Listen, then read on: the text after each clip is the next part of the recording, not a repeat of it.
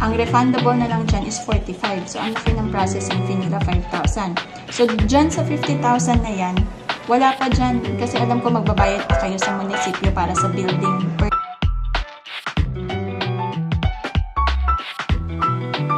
Hello! Welcome to Home and Everything. So, please do subscribe. Kung hindi pa po kayo subscriber, please.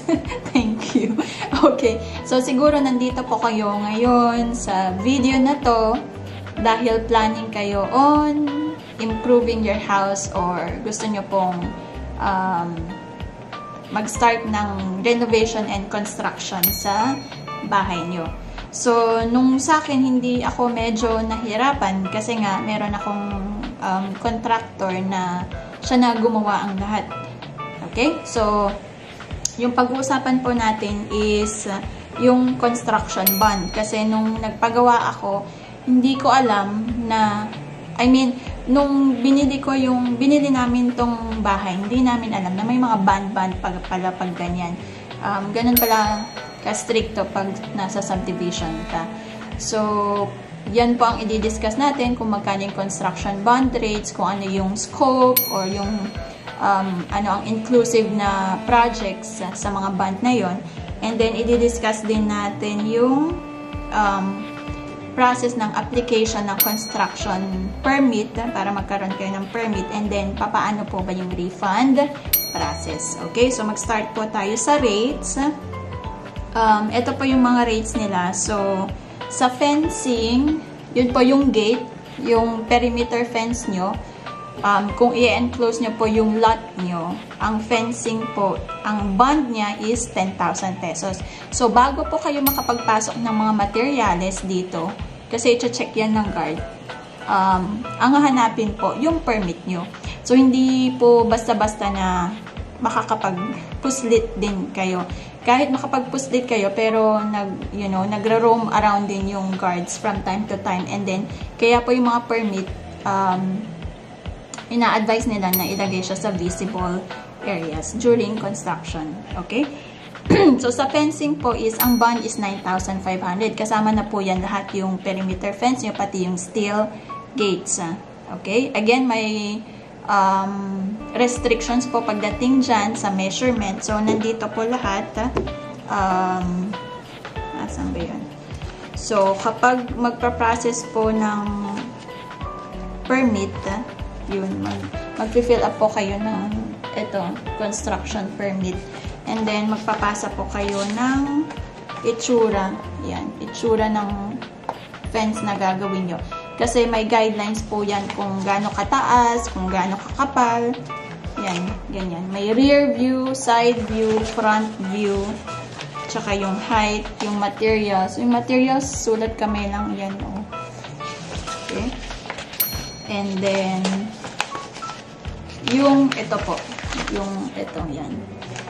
Kailangan nyo po ito.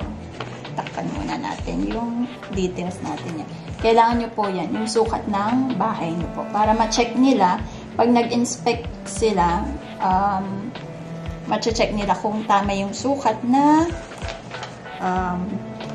alam ng contractor nyo po. Okay?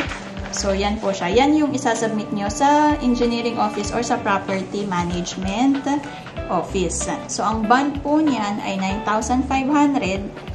10,000, pero ang makukuha nyo na lang po is 9,500 kasi may processing fee na 500 pesos. Yung sa extension naman po is 20,000. Medyo mahal pala ang extension. Ang processing fee niya 1,000, so ang makukuha nyo na lang 9,000. Ang house construction is 50,000. Ang refundable na lang dyan is 45. So, ang laki ng processing fee nila 5,000.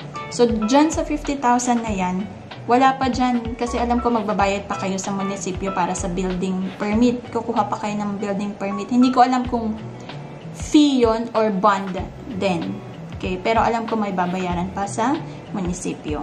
Okay? Kung lot only naman yung nabili nyo, kasi ngayon nagbebenta na sila ng lot only.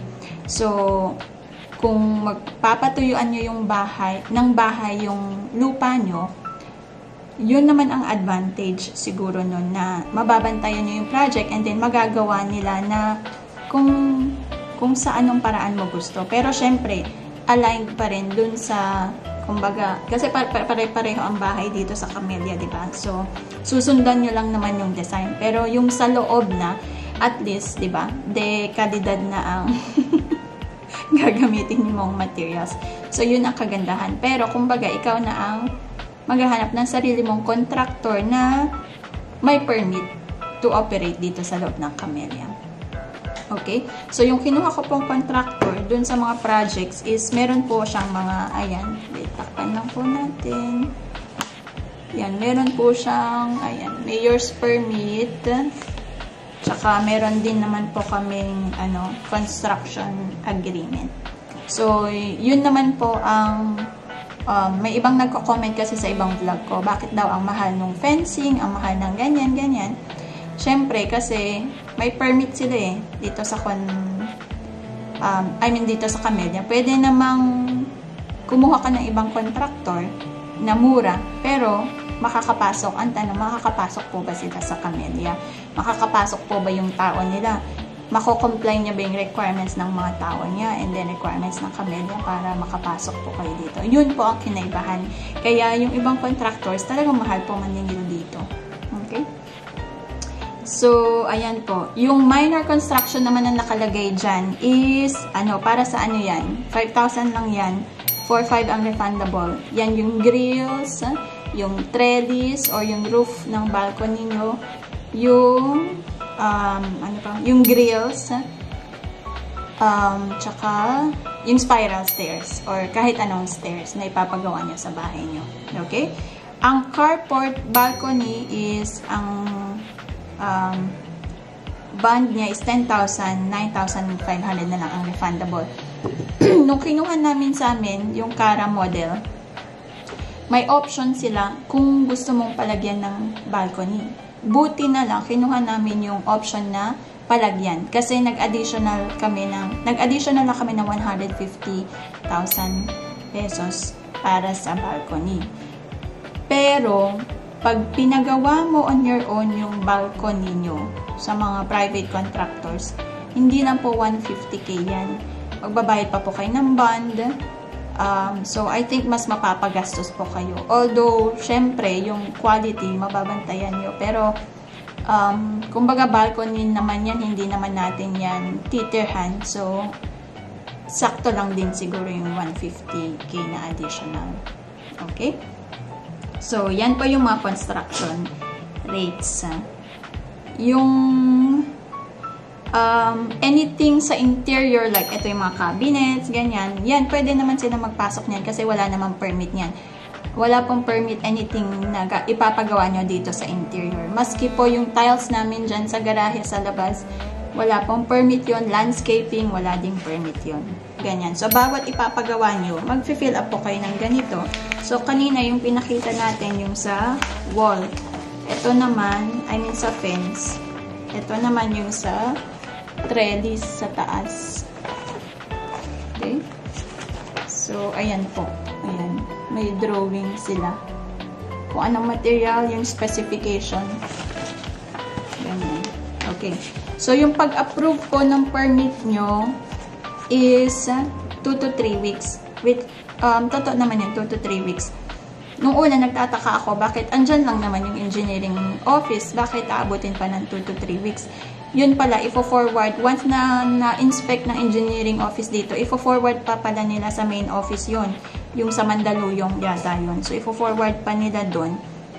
And then, pag na-approve doon, tsaka pa lang sila mag-i-email sa inyo na approve na yung permit, pwede na kayong magbayad ng construction bond para bibigyan kayo ng sticker permit. Okay? Yun yung ipapakita nyo sa guard para makapasok yung mga materials nyo. So, 2 to 3 weeks po yun. Yung sa refund naman, yung permit nyo good for 6 months yata, I think. Parang after 6 months at hindi nyo pa natapos yung project nyo, hindi ko alam kung ma-forfeit. Yun po ang hindi ako familiar kung anong mangyayari. Siguro case-to-case basis naman baka pwedeng ipakiusap ng extension. Kasi syempre sayang yung bond, di ba? Paano mo makukuha yun?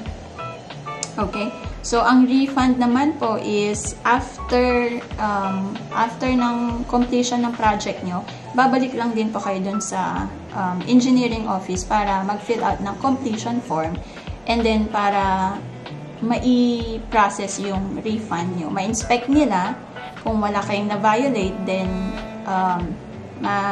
mai-recommend po nila yung processing ng refund nyo.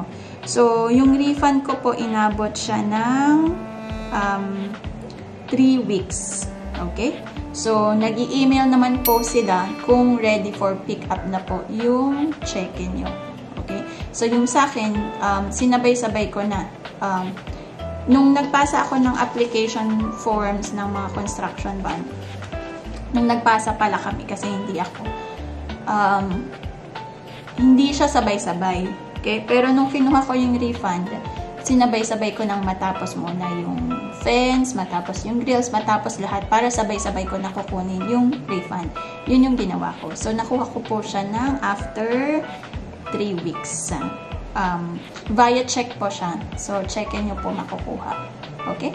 So, yun po ang process ng construction bond. Okay? Hope, again, nakatulong po yung video na to. Okay?